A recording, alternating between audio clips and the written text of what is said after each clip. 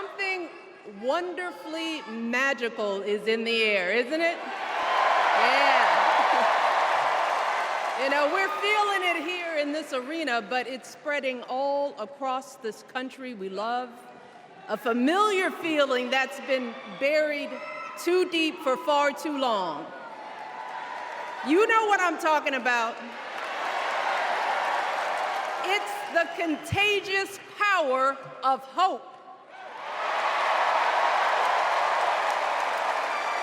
The anticipation, the energy, the exhilaration of once again being on the cusp of a brighter day.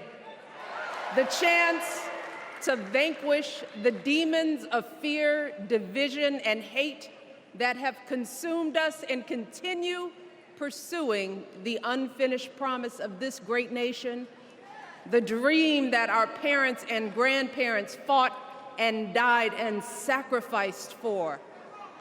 America, hope is making a comeback.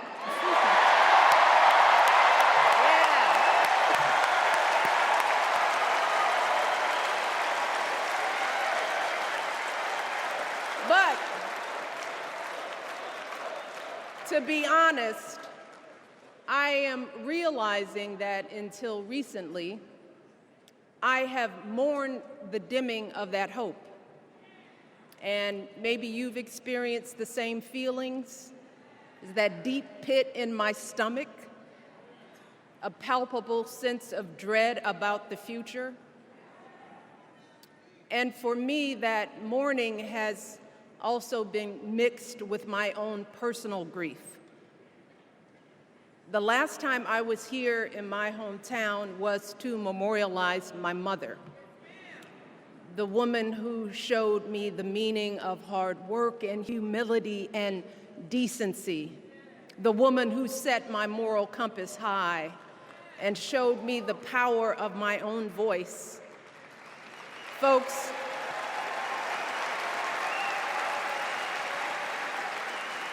I still feel her loss so profoundly. I wasn't even sure if I'd be steady enough to stand before you tonight, but my heart compelled me to be here because of the sense of duty that I feel to honor her memory and to remind us all not to squander the sacrifices our elders made to give us a better future.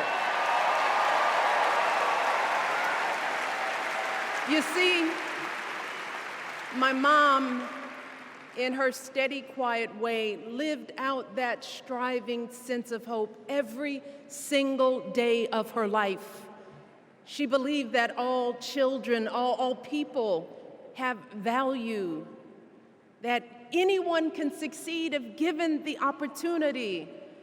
She and my father didn't aspire to be wealthy. In fact, they were suspicious of folks who took more than they needed. They understood that it wasn't enough for their kids to thrive if everyone else around us was drowning.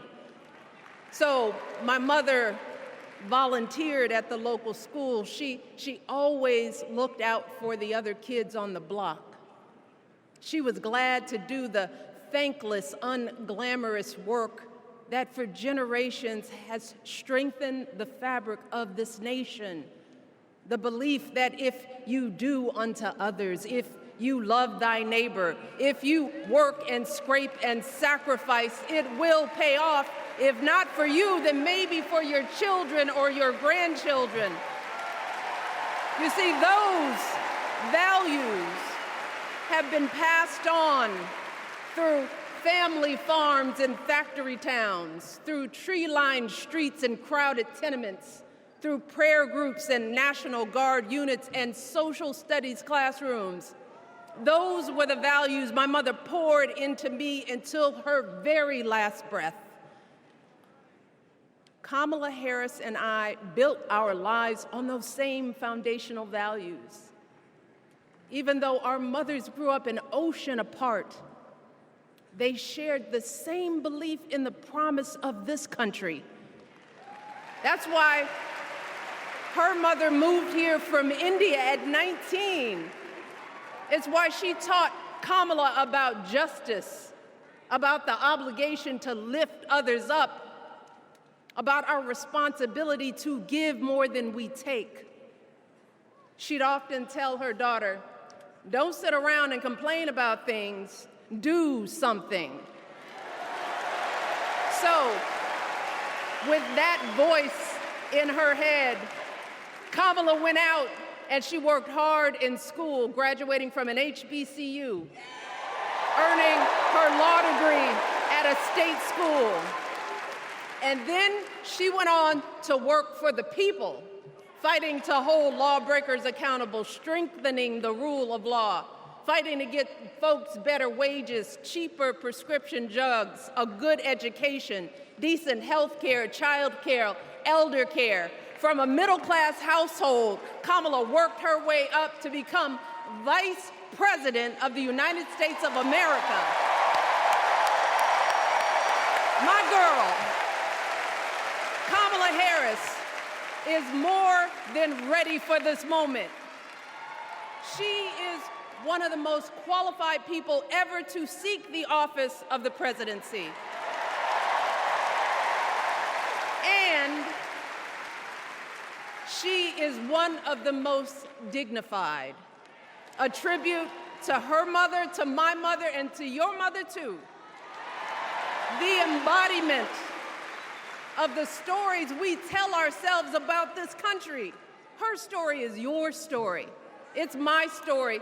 It's the story of the vast majority of Americans trying to build a better life. Look, Kamala knows, like we do, that regardless of where you come from, what you look like, who you love, how you worship, or what's in your bank account, we all deserve the opportunity to build a decent life. All of our contributions deserve to be accepted and valued. Because no one has a monopoly on what it means to be an American. No one.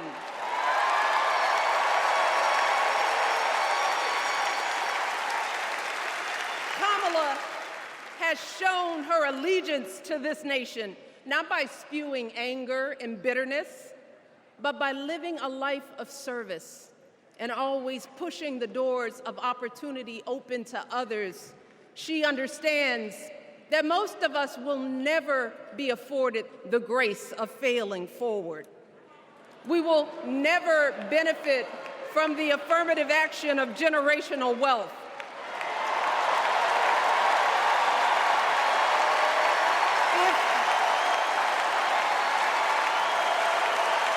If we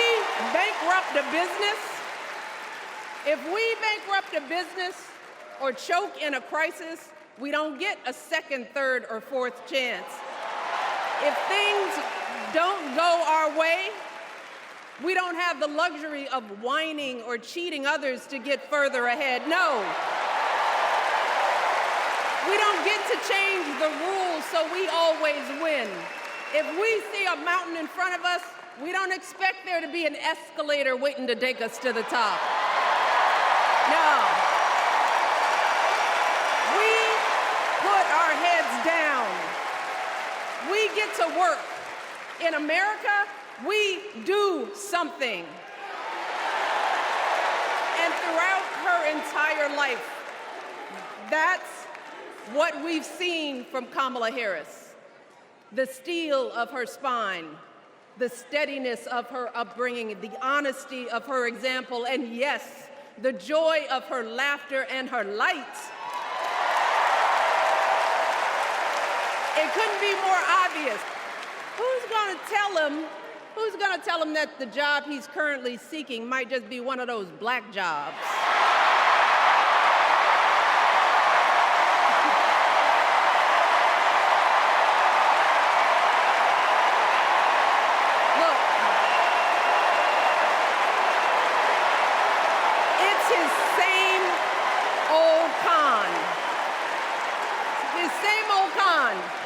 Doubling down on ugly, misogynistic, racist lies as a substitute for real ideas and solutions that will actually make people's lives better.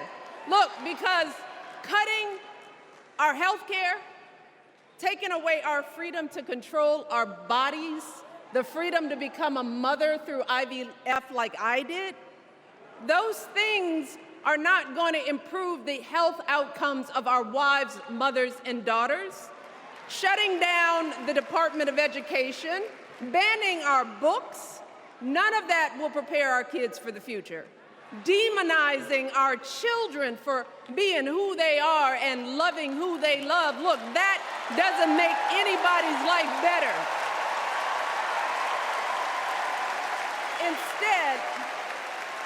Instead, it only makes us small. And let me tell you this, going small is never the answer. Going small is the opposite of what we teach our kids. Going small is petty, it's unhealthy, and quite frankly, it's unpresidential.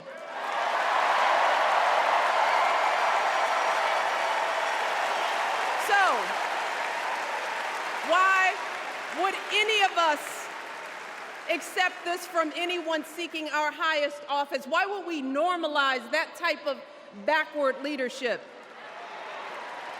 Doing so only demeans and cheapens our politics.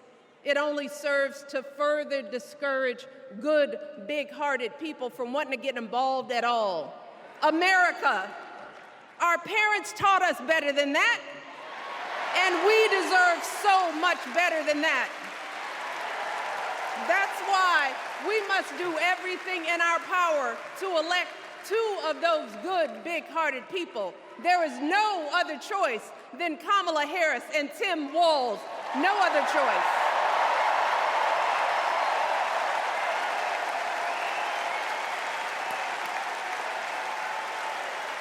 But as we embrace this renewed sense of hope, let us not forget the despair we have felt. Let us not forget what we are up against. Yes, Kamala and Tim are doing great now. We're loving it. They're packing arenas across the country. Folks are energized. We are feeling good. But remember, there are still so many people who are desperate for a different outcome, who are ready to question and criticize every move Kamala makes, who are eager to spread those lies, who don't want to vote for a woman, who will continue to prioritize building their wealth over ensuring that everyone has enough. So no matter how good we feel tonight or tomorrow or the next day, this is going to be an uphill battle. So folks, we cannot be our own worst enemies. No. See, because the minute something goes wrong, the minute a lie takes hold, folks, we cannot start wringing our hands. We cannot get a Goldilocks complex about whether everything is just right. And we cannot indulge our anxieties about whether this country will elect someone like Kamala instead of doing everything we can to get someone like Kamala elected.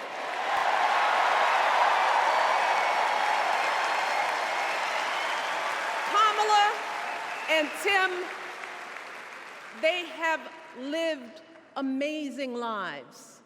And I am confident that they will lead with compassion, inclusion, and grace. But they are still only human. They are not perfect. And like all of us, they will make mistakes.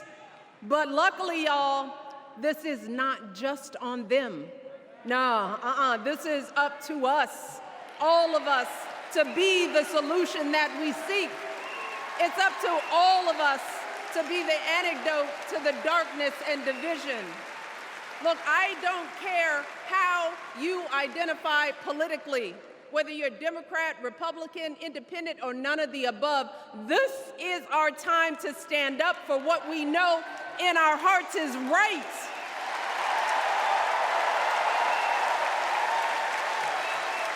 To stand up not just for our basic freedoms, but for decency and humanity, for basic respect, dignity, and empathy, for the values at the very foundation of this democracy. It's up to us to remember what Kamala's mother told her. Don't just sit around and complain, do something. So if they lie about her, and they will, we've got to do something. If we see a bad poll, and we will, we got to put down that phone and do something. If we start feeling tired, if we start feeling that dread creeping back in, we got to pick ourselves up, throw water on our face, and what? Do something. We only have 2.5 months, y'all, to get this done. Only 11 weeks to make sure every single person we know is registered and has a voting plan. So we cannot afford for anyone America to sit on their hands and wait to be called. Don't complain if no one from the campaign has specifically reached out to you to ask you for your support. There is simply no time for that kind of foolishness. You know what you need to do. So, consider this to be your official ask. Michelle Obama is asking you, no, I'm telling y'all to do something.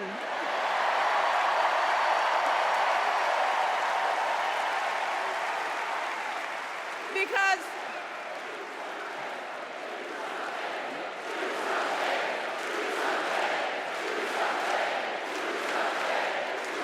you all, this election is going to be close. In some states, just a handful, listen to me, a handful of votes in every precinct could decide the winner. So we need to vote in numbers that erase any doubt. We need to overwhelm any effort to suppress us. Our fate is in our hands. In 77 days, we have the power to turn our country away from the fear, division, and smallness of the past. We have the power to marry our hope with our action. We have the power to pay forward the love, sweat, and sacrifice of our mothers and fathers and all those who came before us. We did it before, y'all, and we sure can do it again. Let us work like our lives depend on it. And let us keep moving our country forward and go higher, yes, always higher than we've ever gone before as we elect the next president and vice president of the United States, Kamala Harris and Tim Walz. Thank you all. God bless.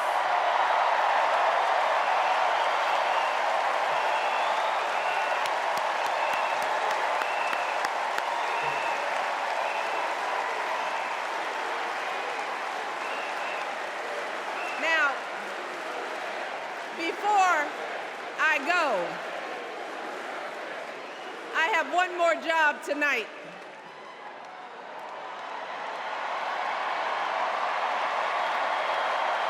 Yeah, one more job. You all, thank you for all the love, but it is now my honor to introduce somebody who knows a whole lot about hope.